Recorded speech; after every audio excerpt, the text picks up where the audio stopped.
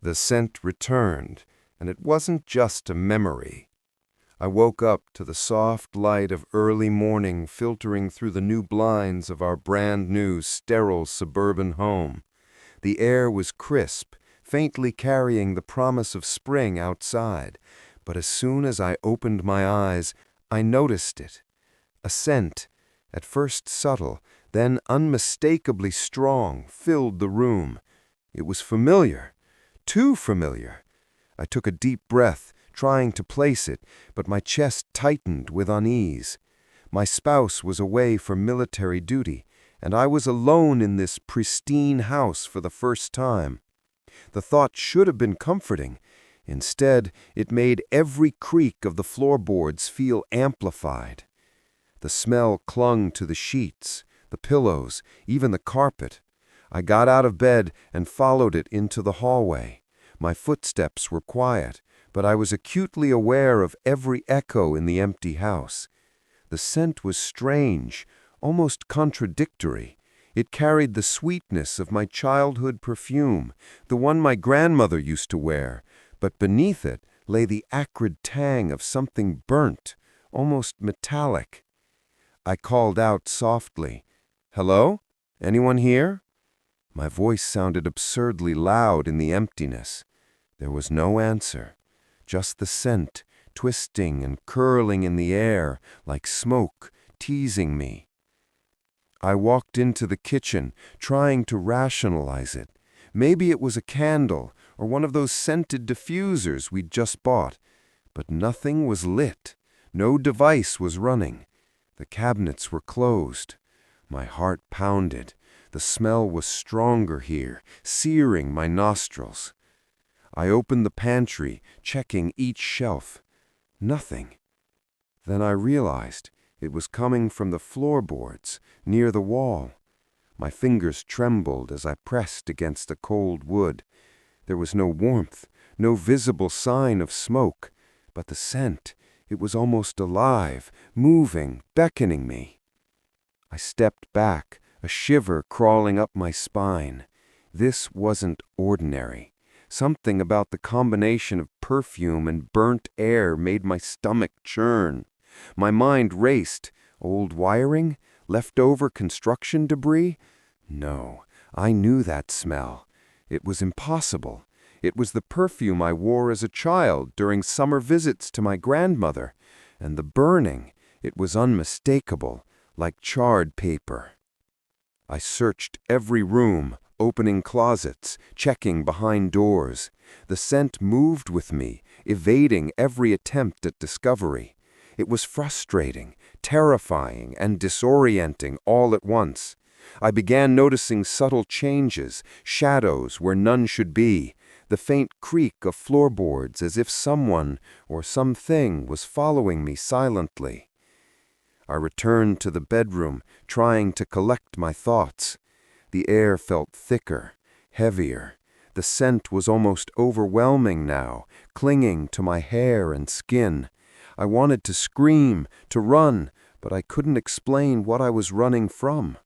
My mind tried to find reason, but every rational explanation fell apart under the weight of instinctive fear. Then I heard it, a faint whisper, so soft I almost convinced myself it was the wind. But the whisper repeated, distinct, almost articulate, carrying the edges of my grandmother's voice. "Why are you here?" My pulse spiked. I spun around, but the room was empty, sterile, immaculate. My hands shook. I grabbed my phone, considering calling my spouse, but my fingers froze as the screen flickered briefly, showing a shadowy figure behind me. I spun. Nothing. The room was unchanged, yet the scent lingered, now sharper, more insistent, as if it were searching for me, tracing me through every corner of the house. I fled to the living room, thinking a change of space might help. My eyes darted around, scanning for anything out of place. The perfume smell was strongest near the fireplace. I approached cautiously, noticing the edges of the rug were singed, the faint smell of smoke rising from the hearth, but no fire, no evidence that anything had burned here in weeks, only the scent, thick and suffocating. I whispered to myself, trying to maintain calm. It's just the house settling. Maybe the cleaners left something. But my rational mind fought with the rising terror in my chest.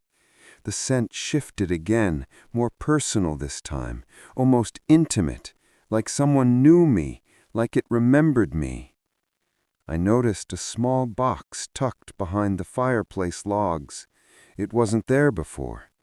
Trembling, I opened it. Inside were small trinkets, childhood mementos I hadn't seen in years. A locket, a faded ribbon, and the familiar vial of perfume. My chest tightened further. The perfume's scent swirled around me, mingling with the burnt smell. My hands shook violently as I held the vial. I tried to leave, to throw away the box, but as I moved, the scent clung more tightly, following me into every room. I shut doors, windows, tried to air out the house. It made no difference. Every surface, every corner carried it. My sanctuary, the spotless home that I had built, felt invaded, poisoned. Hours passed. I tried to sleep, but every time I closed my eyes, the scent returned, the perfume, the burnt tang, and beneath it, an indefinable presence, whispering just beyond comprehension. I wanted to convince myself it was nothing, but even rational thought faltered under the weight of instinctive fear. In the silence of early morning, I felt watched, hunted. The scent became my constant companion, crawling into every breath. I could no longer trust the floorboards, the walls, even the clean white sheets I had made so carefully. Someone was here, or had been, leaving traces of familiarity twisted with danger. As evening fell, the smell lessened slightly, though it never truly disappeared. I lit a candle, hoping the warmth and light would offer comfort.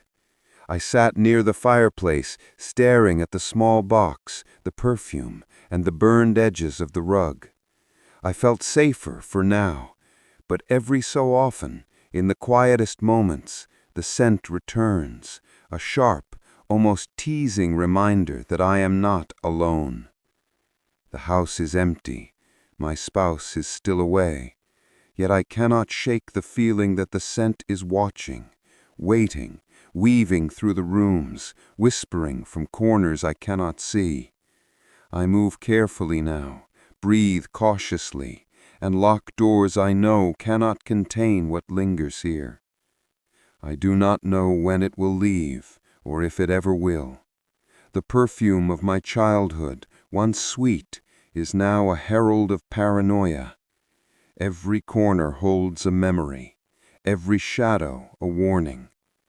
The house is mine, yet it is not. And as I close my eyes tonight, I know the scent is already waiting for me. What would you do if the building itself started calling your name from inside the vents? I've worked security for over a decade, and I've always preferred night shifts. The silence, the routine, the feeling of control. But there's something different about the building I'm in now. It's an old, multi-story office complex that used to belong to a tech company back in the early 2000s. Half the lights flicker, the elevators creak, and the HVAC system groans like a dying animal when it kicks in. Still, I liked it. It was quiet, predictable. At least, that's what I thought. I usually start my rounds around 11 p.m. It takes about an hour to sweep the whole building, check the doors, the cameras, the stairwells. Most nights, I listen to a podcast, hum along to the static-filled radio, and count down until 6 a.m. But that night, the static stopped. It was close to midnight when I heard it for the first time. A soft tapping sound, coming from one of the ceiling vents above the lobby. At first, I thought it was a loose bolt or maybe a rat. The building's old, after all, things settle. But then the tapping stopped and started again, slower, deliberate. Tap, tap, tap, tap. I frowned and stood under the vent, shining my flashlight into the slots. Nothing, just dust, a little cobweb, and the hollow echo of my own breathing.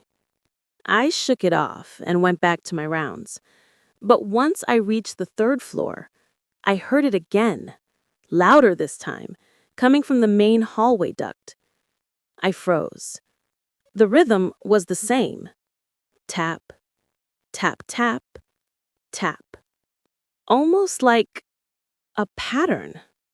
I tried to record it on my phone, but of course, it stopped the second I hit record. The air vents hissed, the lights buzzed, and everything went quiet again. Too quiet. Around 2 a.m., I was in the surveillance room, watching the camera feeds.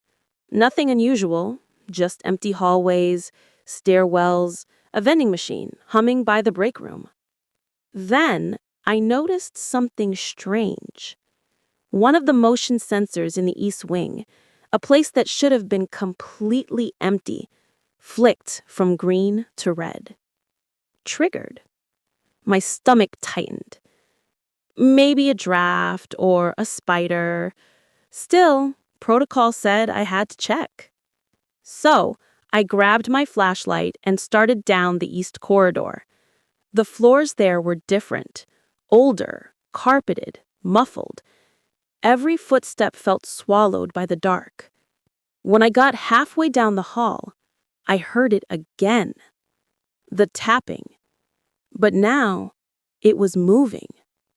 It started in the vent above me, then slid down the hall, like something crawling through the ducts, keeping pace with me. Tap, tap, pause, tap, tap, tap. I stopped walking. The tapping stopped too. I waited. My flashlight flickered. Then another series of taps, slower this time. I don't know why, but something about the rhythm felt intentional. I'm not a code expert, but I used to work with a guy in the army who was obsessed with Morse code. I remember enough to recognize the structure: short and long beats, clear pauses. And that's when it hit me. It wasn't random. It was spelling something. I listened again, my breath shallow. Dot, dash, dot, dot, dot, dash, dot, dash. A, S, H, my name. It was spelling my name. My heart slammed in my chest. I turned and bolted down the corridor, nearly tripping over a loose cable.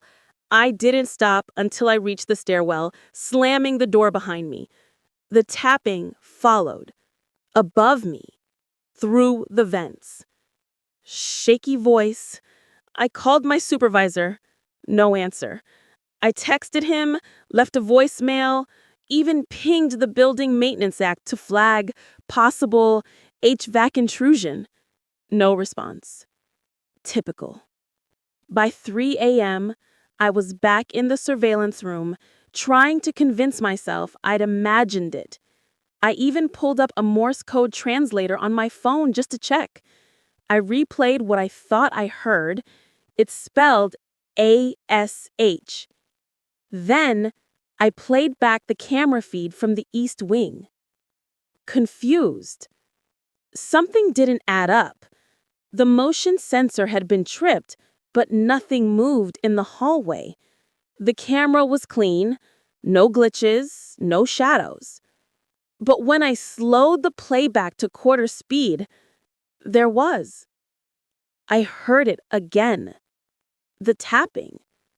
Not through the vents this time, through the audio channel of the security feed itself. Tap. Tap, tap. Tap.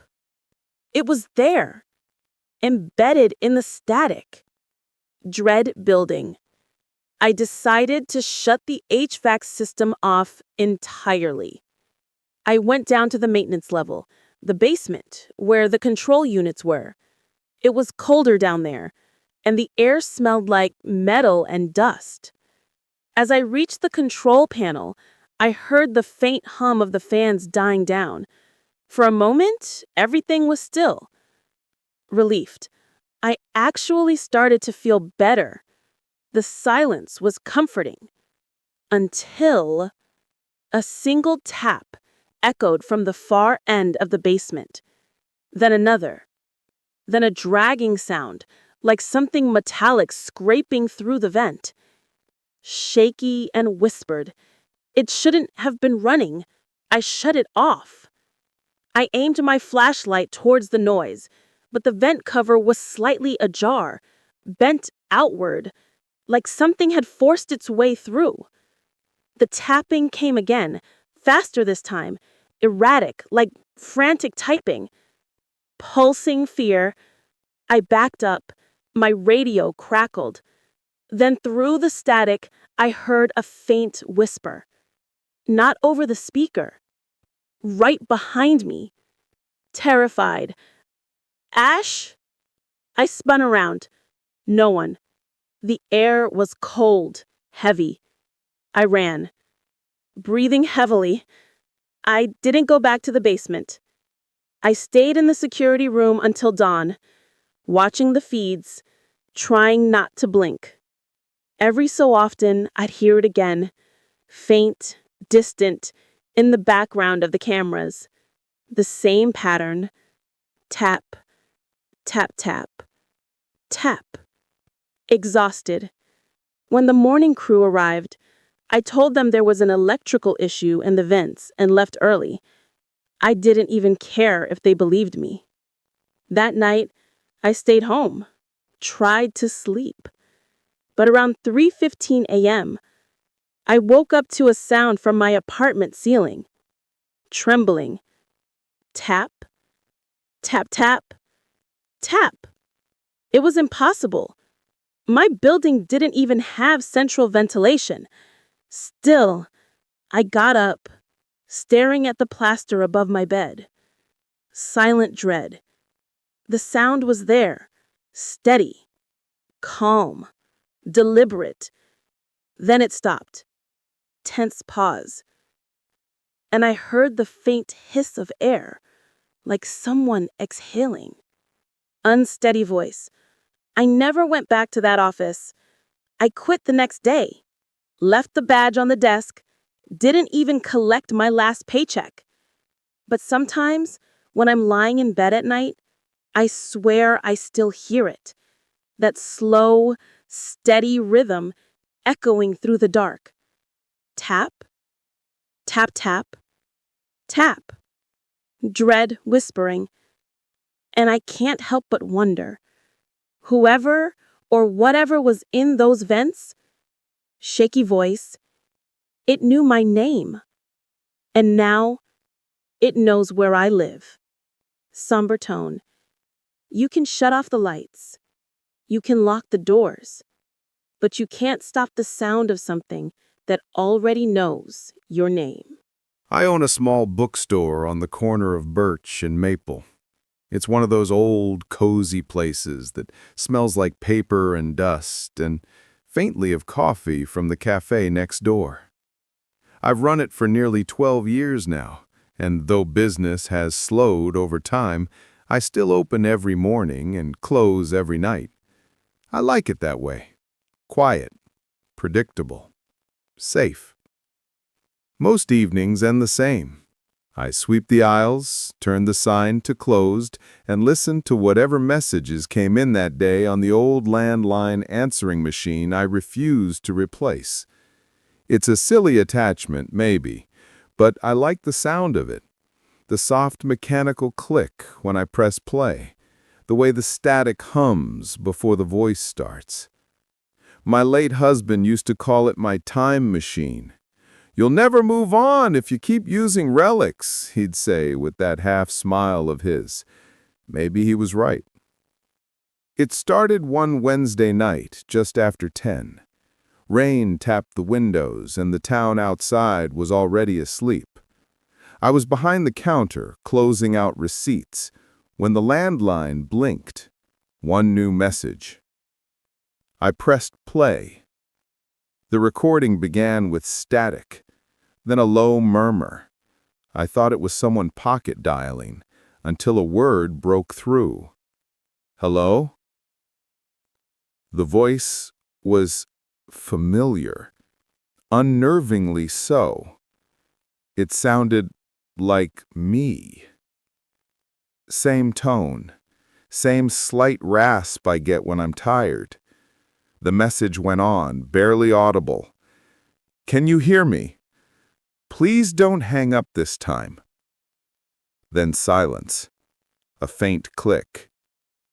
I replayed it twice, 3 times. Each time the voice sounded more like mine. The next night, there were 2 new messages, both short, both static-heavy. The first, "Why won't you answer me?" The second, "You shouldn't be here this late." I froze when I heard that, because earlier that evening, I'd said the exact same sentence to a customer who lingered past closing time. Word for word, the tone, the inflection, it matched me. I checked the phone's caller ID. Nothing, just unknown number. I told myself it was a prank. Maybe someone recorded me through the store's open door or used an AI voice clone. But that explanation didn't quite fit. It was too precise. The pauses, the little breaths between words, those were mine.